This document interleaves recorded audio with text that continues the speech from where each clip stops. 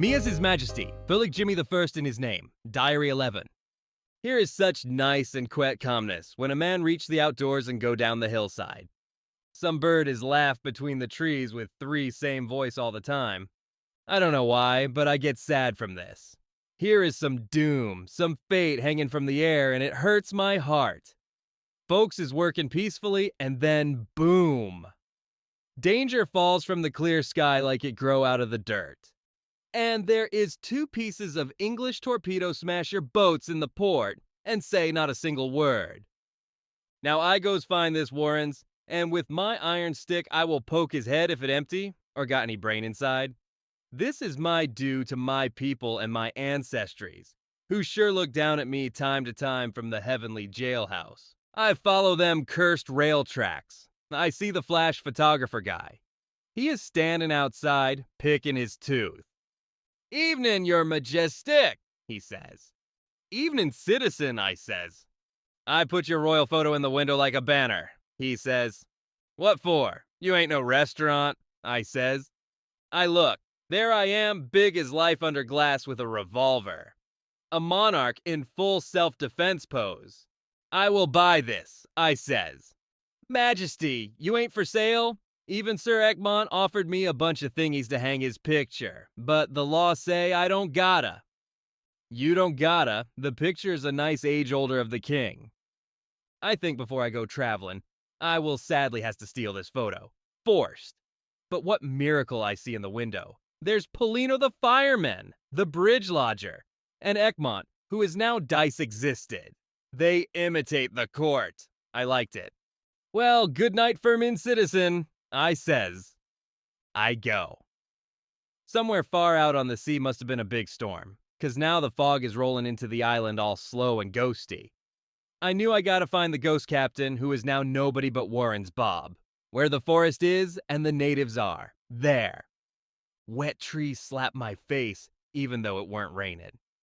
The ground goes squish squish under my feet, and more fog come all the time, and I had to cough. 'Cause here in the jungle it's extra suffocating from all the breathin' tropical trees. A smartsy science guy said this, who was priest once in the Aden prison. But then I heard steps. To the side, I can't see nothing really good. But something is moving. Got him. A sailor cap's shiny buckle gleamed in the white moon fog. Must be the ghost captain. Warren's Bob, the shape coming right this way between the trees and the fog. Shiny again. Wet cap visor, a captain's visor. I give him one solid whack with the iron stick right on the top. He don't even say pardon, just goes knockout. Try copy this any Peter the Great or Louis the whatever. I threw the feller on my shoulder and carried him.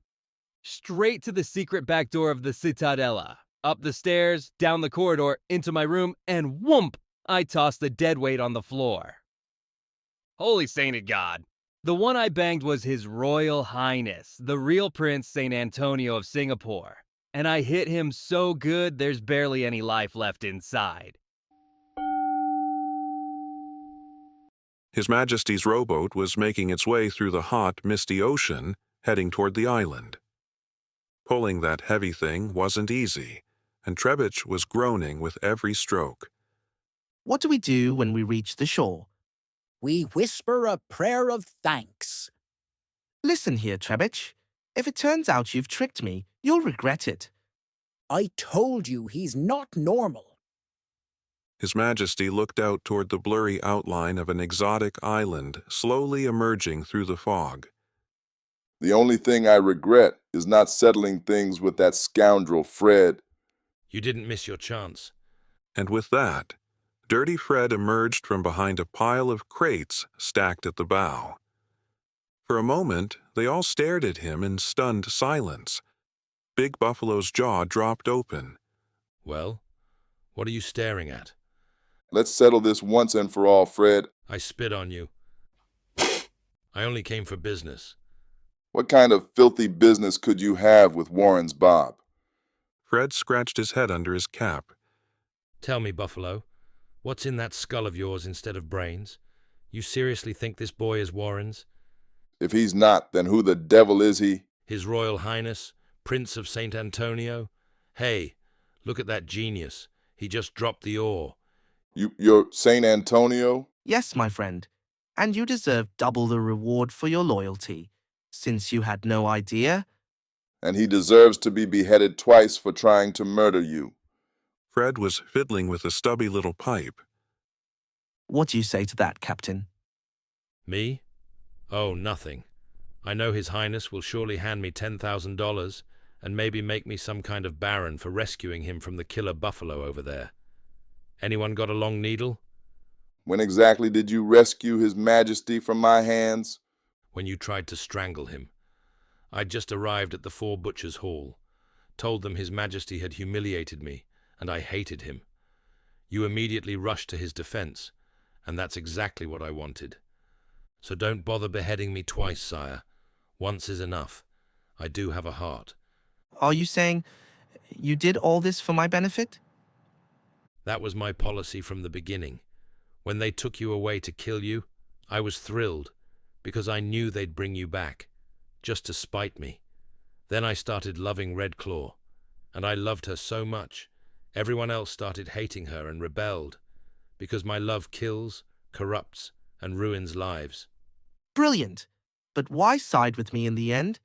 Because I knew Bob Warrens was already dead. What? When did that happen? When I stabbed him, It was already late at night by the time they reached the island. They lit a fire on the beach and rested a little. Now tell us everything, Captain. Where exactly did you kill Warren's Bob? on the Honolulu Star, Captain Worth, British Naval Intelligence, had taken over the ship in Port Suez. He's an old acquaintance. I used to be a naval officer, you see. You, a naval officer? Yeah, worked my way down from there. Worth caught me hiding in the hold, but he let me stay, on one condition, keep my eyes open. Later, Fulig Jimmy's business ventures required him to poison passengers from time to time, and the ship got quarantined. That played perfectly into the hands of someone who wanted to kill Prince Regent Fernandez. Under quarantine rules, there's no autopsy, no investigation, just a quick burial. But I received special exemption via telegram from Singapore. Right. That would have been a problem for the killer. Warren's Bob snuck aboard the ship. He didn't flee south toward Elmira. He headed north to Port Suez and waited for your ship. He walked the foggy deck at night in a long coat and naval cap. People thought he was Captain Worth, or maybe a ghost. When Jimmy asked for help, I ran into Warren's myself. He pulled a pistol. I pulled a knife. Then he died. And you're sure it was really him? He had his own wanted poster on him, with photo. Prince Regent Fernandez's body was also on deck. So I strapped Warren's to the stretcher, and that's who they tossed overboard. I took Fernandez's corpse back to the cabin, where Jimmy later tripped over him. That must have got Jimmy thinking. He came to me, begged me to throw the body out again. He waited outside. I went in, and the body was gone. I took it. I walked in by accident, saw the corpse, and hid it in my cabin. Next day, when Professor Palmerston arrived, I asked him to take Fernandez's body to Singapore. A medical ship took it. Most likely, it ended up on the Elmira yacht, embalmed and returned home. They sat in silence. A cockatoo shrieked in the sticky night. Fernandez had a fine life, but a real messy death. And what happened to Captain Worth? He handed over command in Singapore and followed Jimmy to make sure he didn't do anything stupid as king. He never believed Warren's was dead. Thought I'd tied a missing cabinet to the stretcher instead. Actually, I did throw the cabinet overboard later, wrapped in a sheet, just to calm Jimmy down.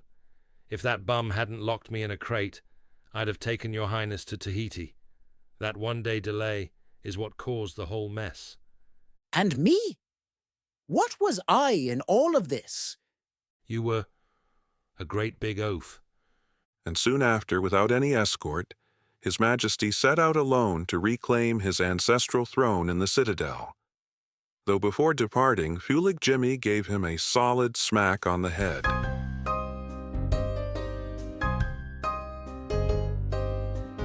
To be continued.